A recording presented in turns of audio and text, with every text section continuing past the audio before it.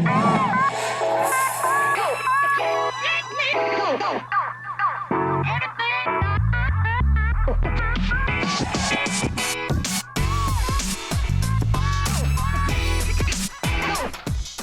welcome to the Book of Dad Radio Show. I'm Dr. Robert Benson.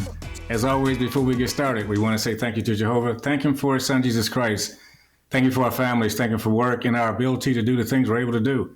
Book of Dad Radio Show. What's up, engineer extraordinaire Eddie G? What's going on? Hey, what's up, my fellow bald brother? How you feel, man?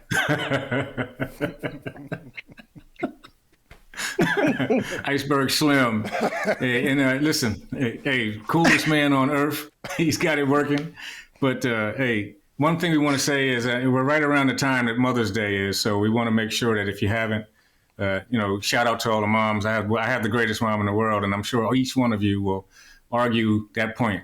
So without any further ado, we just want to say that's a great shout out to all the moms and even the moms who aren't here. Much love, much love and appreciation. But well, today we got a very, very special guest, so we're going to jump right into the show. Her credits and the people she's has worked with are like the who's who in the music industry. Oh, and she's got some other things about her as well that leads me to refer to her as a Renaissance woman. So without any further ado, we're just going to say hello and bring in Miss Carol Riddick. Hey, Carol, how are you today? Woohoo! Hey there. Hi, everybody. I'm happy to be here. Yourself. Thank you for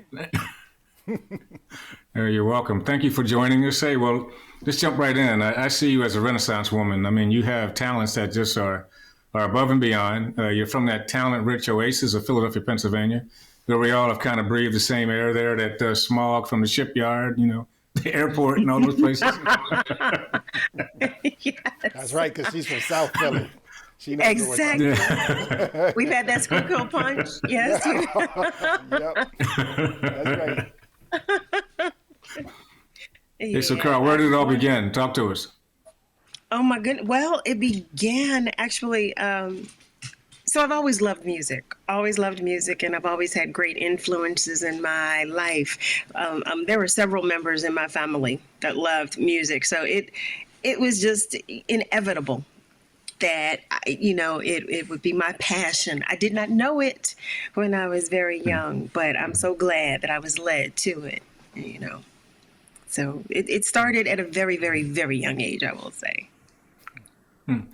Well, when did you know that when did you feel that you were amongst the elites? What happened? What significant event was it in your life that said, "Hey, I'm amongst this caliber of performers"? Well, listen, I tell everybody within earshot that I'm a work in progress. So I don't know that I feel yet that I'm amongst the elite. I'm still, trying to improve upon what it is, this gift that I have. But I will say that I began to take my gift seriously in high school. It wasn't until the end of high school. And that was because I used to sing, when I was a little girl, and my family would say, "Somebody shut this child up, please, somebody." So I never thought I could sing. I never took myself seriously. And then when I was in high school, it was just by happen. Well, I call it divine orchestration because that's what it was. Mm-hmm. But I met this guy, and he was in a band. He explained to me that he was in a band, and he said, you should come and come to a rehearsal sometime and check us out. But he said this to me after he had told me all of these horror stories, because he said they were auditioning vocalists, and he had all of these, crazy horror stories. So I wasn't too eager to come. So one day I decided to go. He told the band I could sing. I immediately freaked, no. So he said, "Go ahead, just sing a little something." So he was trying to make me one of those examples. But I sang, and they invited me to be a member of the band. The band was called Maximum Level Band. He hated me. He was so mad at me. He said, "You lied. You lied." I said, "I never told you I could sing. You never asked me." But we wound up becoming great, great, great friends. And they were actually the ones who helped me to hone my skills as a performing artist, actually. Wow. Yeah, they did. They were all big brothers. Well, the thing that I find... Well, everybody needs a big brother and a big sister. I have many people who I can say thank you to bringing me to who I am today. But I would ask one other question before Eddie G comes in. Is now I see it being this in the cards, if you will, for a lot of singers and performers to get a start in church. Was there a start in church for you at all, or anything like that? Well, it's so funny you would say that because I grew up as a Catholic. So, Wow. yeah, I was once told I was too ethnic. How funny is that? That's amazing. That a little black girl is too ethnic. How funny is that? But Probably got but slapped yeah, with the ruler for that one. listen, I had my knuckles cracked a few times with some rulers, yeah, I grew up as a Catholic, so in Catholic church there wasn't really a lot of room, musically, but it did teach discipline. It did teach me discipline, and for that I'm grateful for every lesson. So for that I'm eternally grateful. Well, it seems that you've been, I guess, R&B, soul, jazz, and your voice translates very well across all. What is there a favorite for you? No, I love them all. I mean, music is I recognize the gift that I have, and I understand that we as musicians, as entertainers, have a platform. So I recognize that privilege as well. So it doesn't matter, whatever genre, whatever, I take that responsibility so seriously that it doesn't matter. If he gives me a platform and he's giving me a message to share, then I'm just grateful to be the vessel. So it doesn't matter which genre it is. Wow. That's beautiful. That's amazing. The thing that I find interesting is that you are a coach, and I'm just wondering. You do a couple things that I've never seen a meshing of with a singer before. You're a photographer, and you're also a coach. How do you focus your coaching efforts on entertainment, or is it something that you teach people about life lessons in general? Is it finance? Is it education, or what is it? What is it in particular that you like to focus on as far as coaching people? I'm very interested to know that because you're such a great performer. Thank you. I appreciate that compliment. I am a huge advocate for individuals being their unapologetic self. And I believe it is in that where you communicate best. So, which is why I am a performance coach and not a vocal coach. I don't teach vocals. I never took a vocal lesson. And I don't feel that it would be in my best interest to try to teach someone to sing. But with regard to performance, I really feel much more connected with regard to helping another individual because of my approach to performance coaching. And I say that because when you're starting out in the industry, you're still trying to find a level of comfort. You're trying to find an area that allows you comfort when you're amongst the mass.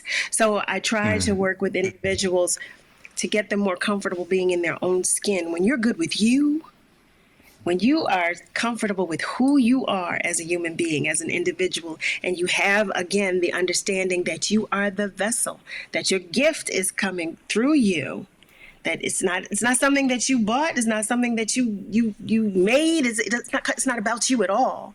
I try to have the individuals understand just who they are in the whole process and from where everything is coming so that they are better able to be the best performer that they can possibly be. If that makes any sense to you. Yeah, makes a lot of sense.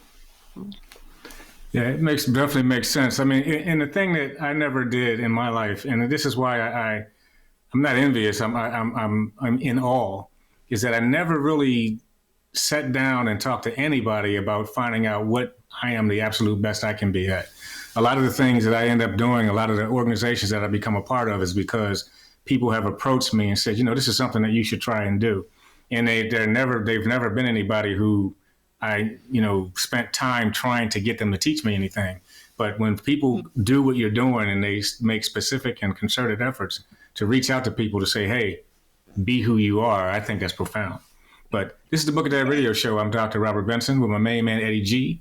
And Carol Riddick is hanging out with us. When we come back, she's going to talk to us about C. Riddick Notes, about her photography, about some of the other stuff that she does. But continue to check out the Book of Dad Radio Show, Life and Spirit Online. And that's her dog in the background. And we'll be right back. And her dog sings too. We'll be right back. See why listeners from over 150 countries around the world follow the Book of Dad radio show. Join Dr. Robert Benson and Eddie G as they chat with special guests who share their stories and information that will change your life. Watch and listen on lifeandspiritonline.com or subscribe to the Book of Dad radio show on Apple Podcast, Spotify, iHeartRadio, or wherever you get your podcast. Brought to you by the NASCA Network.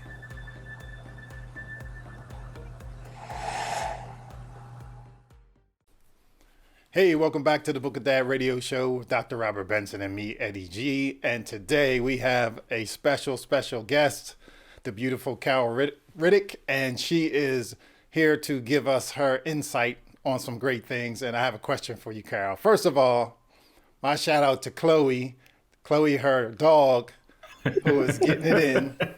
And that's my favorite name because I used to watch a show called 24, and there was a lady on there named Chloe. And she was a star.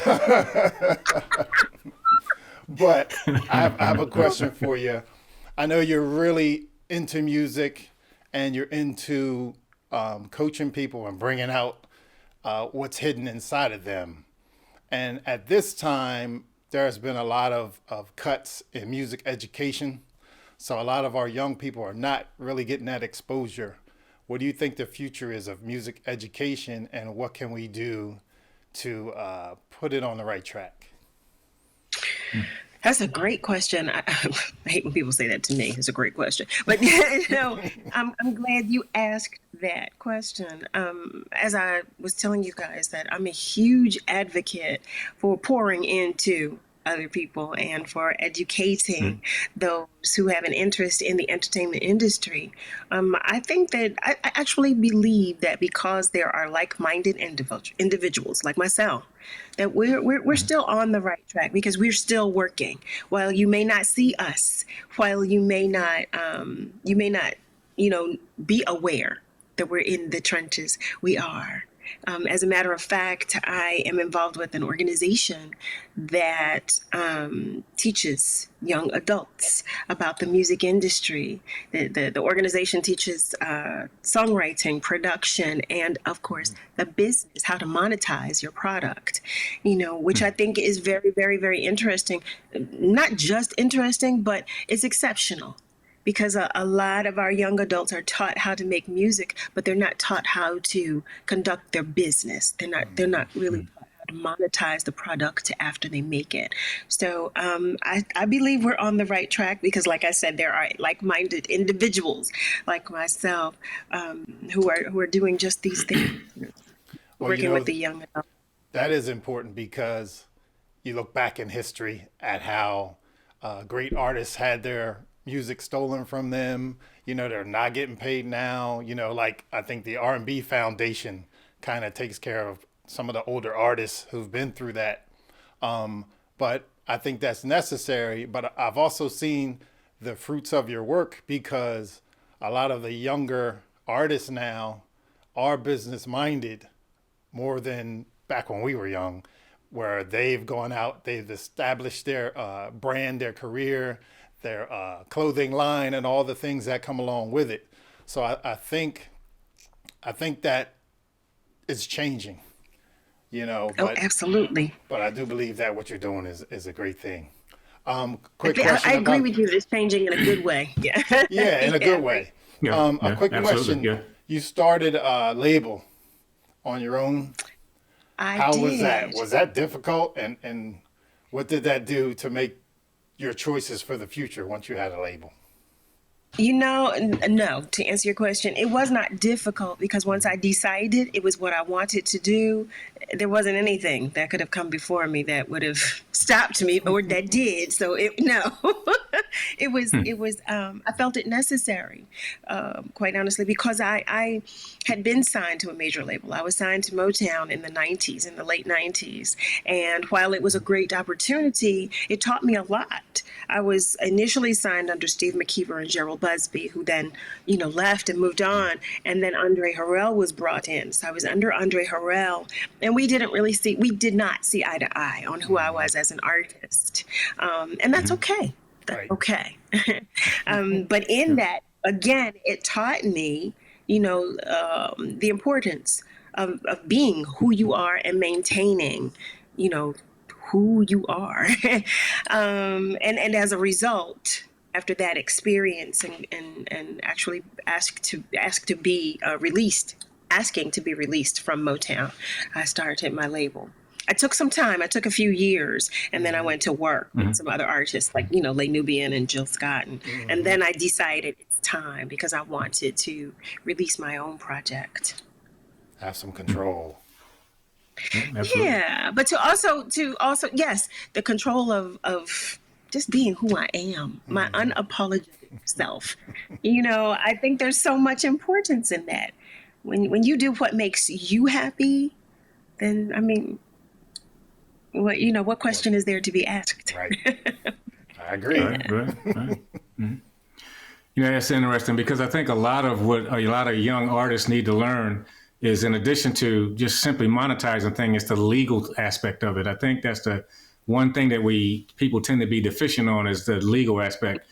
There's money being made on those products, as I indicated before, but the work that's been who the person who's doing the work isn't the one getting any money for it. But and I think it's very interesting that you mentioned Andre Harrell, because there's some other success stories surrounding interaction or lack of interaction with him from some other people. I don't want to get into naming names, but I've heard his name mentioned before, where he's been somewhat stifling on some levels, whether that is his style or if it just takes people to use your word, blossom out away from him. He could just very well be a catalyst on that level. But I want to shift gears here briefly and ask you about the fact that you're a photographer.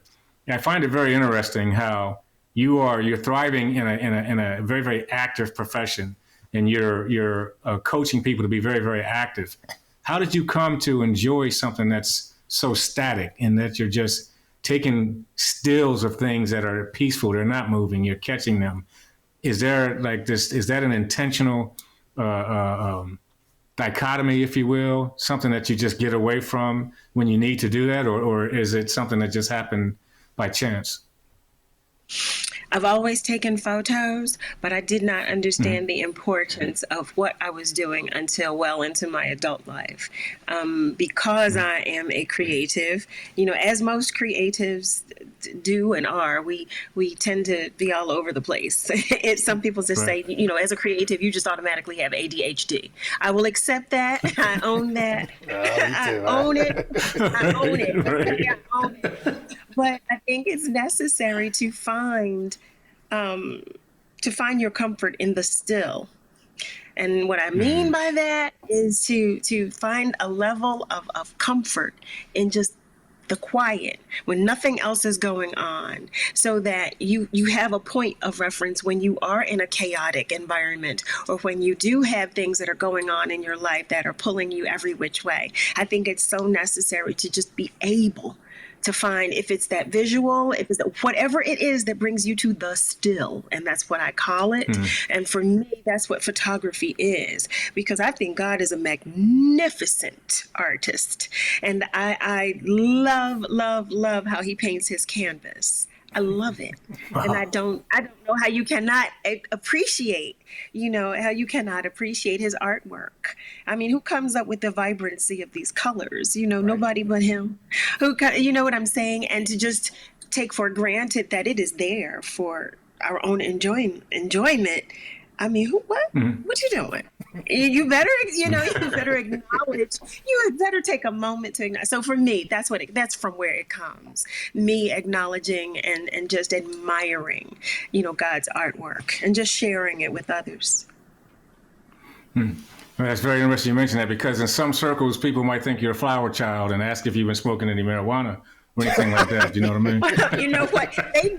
You know what the funny thing is? I've never smoked marijuana in my life. Never eaten it. Never smoked it. You know, I've never indulged. As people say, "Oh, you're a liar.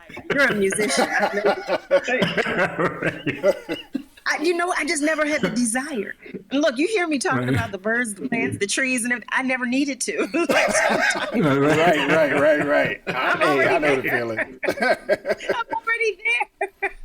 Especially, like you said, in music. I've been in some studios, and I never smoked either, right? So I would go in the studio. When they open the door, you were smoking that day. That's all that was going on. Oh, try being on a tour bus. Try being on a tour bus. So, yeah. But I mean, listen, hey, like I say, people, you do what you do. Right. Yep. I'm good. I'm good over here. No judgment here, but I'm good.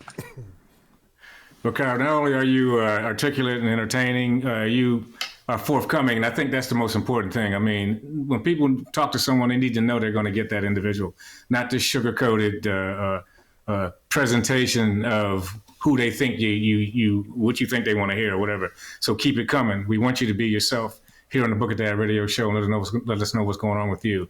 And when we come back, we're going to get you to talk a little bit more about your podcasting and things that you share with other people. This is the Book of Dad radio show. I'm Robert Benson with my main man, Eddie G, and we have the brilliant Carol Riddick. And we'll be right back. You have something special. You have greatness in you. Hello, I'm Les Brown, Mrs. Mamie Brown's baby boy. I want you to spread the word to your family members and friends to listen to Les Brown Greatness Radio.com. Absolutely. And let me share with you why we're going to be focusing on positive things, because whatever you focus on the longest becomes the strongest. And now more than ever, when the suicide rate has increased over 33%, when the suicide rate of young children between 5 and 11 has doubled, people feeling hopeless and stressed out and powerless, we need programming that can bring out the greatness in them. And that's what we will be focused on. When you listen, it will be an experience that will transform your life. Les Brown, GreatnessRadio.com. That's my story, and I'm sticking to it.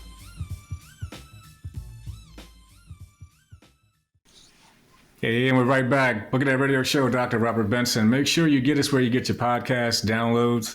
We're on YouTube. We have quite a following, and because we have great guests as we do today, Carol Riddick, Eddie G, spitting out stuff the way it needs to be spit out with high quality. And we have very, very interesting people on the show like we do today with Carol. When we left off, we were talking a little bit about her just being her, and that's what it's all about. No sugarcoating. So we're going to let her talk a little bit about not sugarcoating things, talk about her podcast. And the thing that I find very interesting about her is that she used to hang out with Jazzy Jeff and the Fresh Prince. Talk to us about that kind of stuff, huh? Oh my goodness. So my very first tour was with Jazzy Jeff and the Fresh Prince, DJ Jazzy Jeff and the Fresh Prince. We did a 10 rap group tour. It was, when I tell you, it was definitely a life-changing experience, to say the least. But I was a baby. I was about 18 or 19. And wow. It was Jeff and Will. It was Queen Latifah, MC Lyte, Public Enemy, Kid and Play, Kid Capri, 357, the Ghetto Boys. I can't remember who the other two were. But you got enough. We heard enough. It was amazing. It was awesome. And it was just really a wonderful experience for me to be in the company. Just to be in the, people say I was just happy to be in the building. I really was. And I was a baby. And I always tell everybody, Charlie Mack, he protected me. He used to tell everybody, don't you look in her direction. Don't you breathe in her direction. He did. He protected me. He did. So it was against like everyone else, like with our crew, we were all family, but he would tell anybody that, that we didn't know, don't you look at her, don't you breathe at her, don't you? So that was wonderful. That was actually, it was wonderful. A great start to my career in the industry. But a lot of people ask if I recorded with them. I'm sorry. Go ahead, Jay. I was going to say, because a lot of people ask if I recorded with them. When I got to the studio, they were finished recording the home base project. So they took me on the road with them. Okay, Robert. Okay. Hey, well, what I was going to say is we were talking earlier about not sugarcoating things. And I think that people from our area or our part of the universe have this keep it real thing. I mean, not disrespectful, not belligerent or anything like that. It's just that you can tend to expect us to be, completely honest with folks. And I think that is something that goes without saying. I don't want to harp too much on it, but I think it's very, very significant because if people see you're real and you're not afraid to say what's on your mind, then you're not usually as vulnerable for them to take advantage of you. And you had to have that mindset around some of the people who you were dealing with at the time. So. Oh, absolutely. Yeah. And absolutely. And that's just, as you said, that is instilled in us from where we come. That is how we live, was how we eat, sleep, breathe, and how we matured, with that mindset. Right. And I appreciate it, quite honestly, because it has strengthened my radar. Because real. You Absolutely recognize real when you see it, when you recognize real, and I'm grateful for that. But the other part of it is that we're talking about sugarcoating. I said to you that listen, you don't need sugarcoating because it will melt when it rains. There's no need to do all of that work keeping up that facade. And That's right. The first moment that rain comes, that chaos hits, and then you have to be real. You have to be who you are. You know what? Why not? Why do that? Why? Who wants to do that? That's too much. It takes too much energy not to be who you are. When you could grow and your maturation process could be so much more enjoyable if you just are who you want to be. And as Dave Chappelle said, sometimes keeping it real goes bad. So listen. It can, but there's always a silver lining. Always a silver lining. I had a quick question for you too. Okay. I saw you. You were on a TV show. I think it was Redding. You were performing with Gerald Beasley, right? Yes. Wow. Yeah, that was a while ago, right? Are they doing that this year? The Reading Jazz Fest? I'm not sure if that's so funny you would say that because we just had a conversation about it the other day. That was like 2 years ago. Yeah. Well, just before the pandemic, as a matter of fact. Yeah, that's right. Yeah, it was just before the pandemic. Yeah, that was, when I tell you that was, there was like, we've been performing a tribute to Nina Simone. And because we all felt such a connection with the project, we actually began recording it as well. Wow. But I do not know. I'm glad you saw it because it was so much like I tell people I did not know as much about Miss Simone as I felt I could have prior to performing the work. Right. But now I can't stop. I can't stop looking up information, watching documentaries, and doing research about her because she was such a phenomenal force. She was. Now, you want to talk about keeping it real, right? She kept it real, right? What? But, just understanding her battles. Right. She had enough with which she was dealing that keeping it real was the one place that was her still. That was her still. She kept it real. That was her still. For her, there was nothing else, even while trying to maneuver and navigate everything else. Yeah. That's an amazing story. Yeah. Wow. So from keeping it real to the still, I love it. Okay. So let's talk about your podcast and your regular communication with your constituency or your peeps, so to speak. Yeah, so I started a podcast at the beginning of the pandemic. The name of it is Conversations Inside the Music, and it's really just a conversation. That's all it is. I was interested in speaking with those who have a connection to the music industry or to the entertainment industry, but sharing the conversation with the public. to let everybody know we're all in this together. You know, everybody with whom I speak is known with regard to the profession in which they excel, but not so much about what they do when they're at home with their fuzzy slippers and their onesies. So that was the conversation that I wanted to share with everybody, to just let everybody know that, listen, we're all connected and we're all in this together. And so that was from where it came. But yeah, it's been fun, and people have really been sharing, really been sharing.